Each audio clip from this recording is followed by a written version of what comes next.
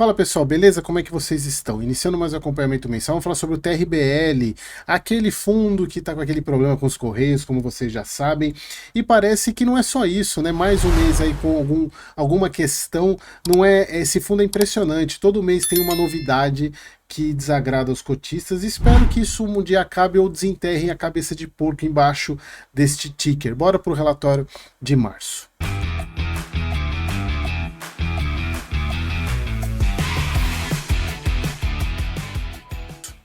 Então vamos lá, pessoal, relatório de março do TRBL, o fundo gerido pela Telos barra Rio Bravo.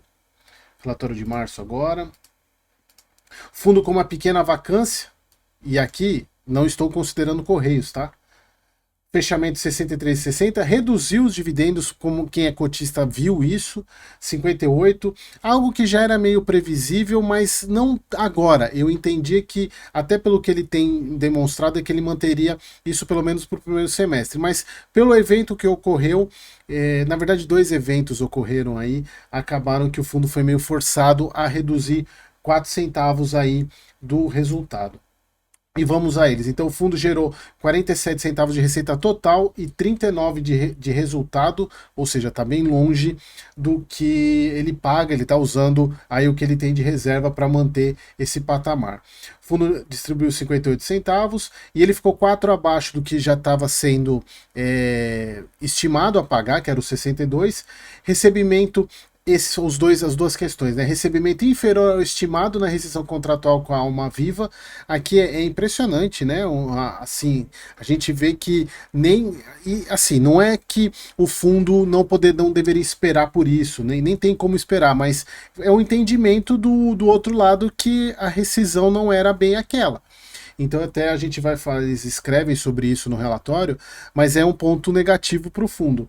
E aumento do IPCA impactando negativamente o pagamento de juros relacionados à aquisição do imóvel Grulog, que será quitado em abril. Ou seja, isso aqui ainda não entrou na DRE, a gente vai ver isso de fato, o impacto desse aumento no mês que vem. Mas eles já fizeram um preventivo aqui. Por quê? A compra do Grulog foi corrigido pelo IPCA. Como o IPCA aumentou muito, e ainda mais esse de fevereiro, agora que veio 1,3, fazendo com que o IPCA aumentasse aí nos últimos 12 meses, impacta no que o fundo tem que pagar.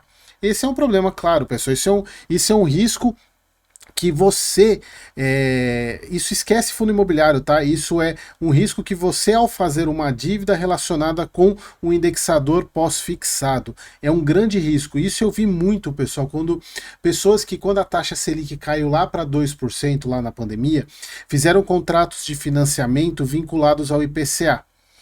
Cara, que maluquice isso, porque você não tem controle. Por mais que você pegue uma taxa pré-fixada, e no início parece que ela fique um pouco maior do que o IPCA, mas a pré-fixada você fica tranquilo porque você sabe quanto que você vai dever.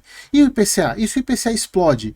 Teve muito, inclusive eu conheço pessoas que devolveram o financiamento imobiliário, que fizeram essa maluquice de pegar juros de financiamento vinculados com o indexador pós-fixado, ou seja, você não sabe quanto vai ser ele.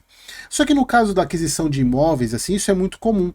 E aí, claro que o fundo ele acaba pagando pelo problema que o Brasil vive. Mas ainda assim eu prefiro vinculado ao IPCA do que ao CDI. CDI é um pouco mais arriscado.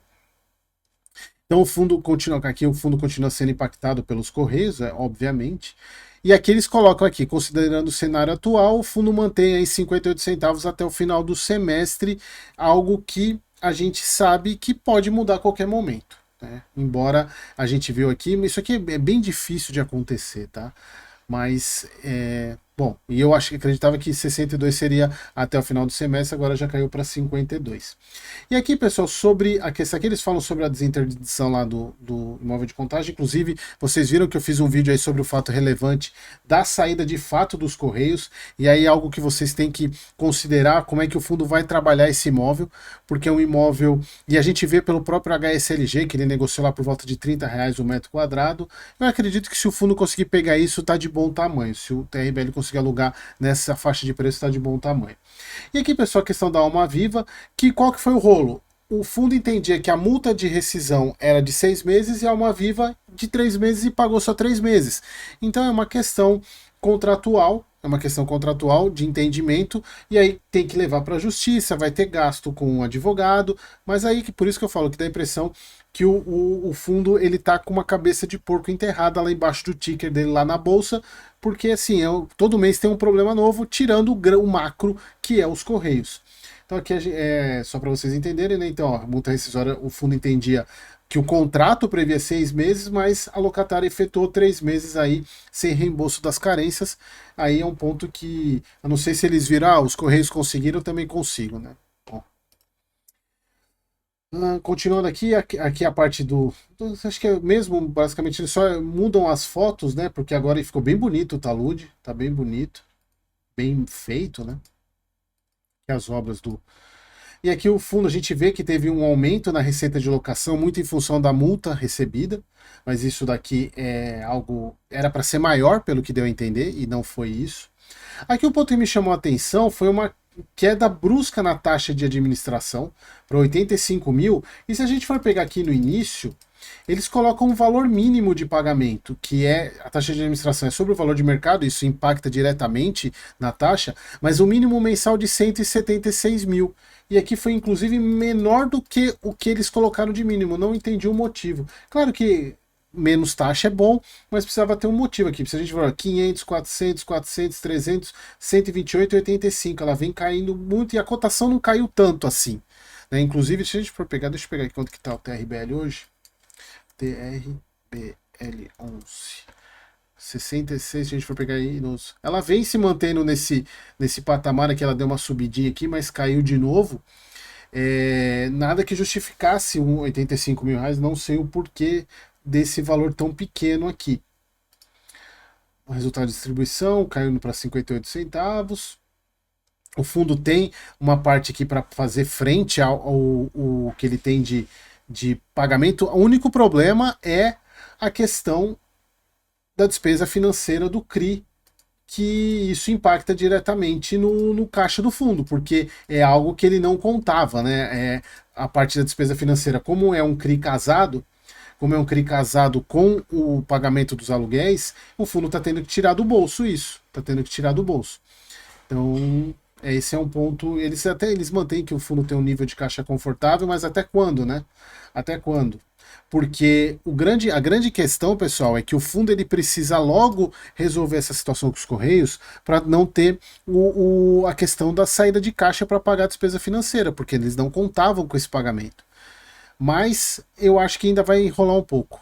Assim, um ponto positivo de tudo é que de fato os Correios vão desocupar o imóvel. Aí, desocupando o imóvel, o fundo pode buscar outro, porque até então esse é um outro ponto. Até então, por mais que o Correio não pague, não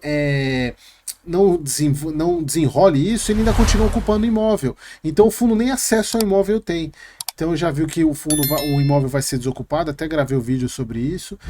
O imóvel vai ser desocupado pelos Correios, aí quem sabe o fundo consegue, se ele conseguir alugar nessa média aí que o HSLG conseguiu alugar ali em Contagem, ainda mais esses imóveis com docas, né, com aquele dock que é onde para o caminhão, de 30, 35 reais, eu acho que tá de bom tamanho. Beleza, pessoal? Então era isso, espero que vocês tenham gostado e até o próximo vídeo.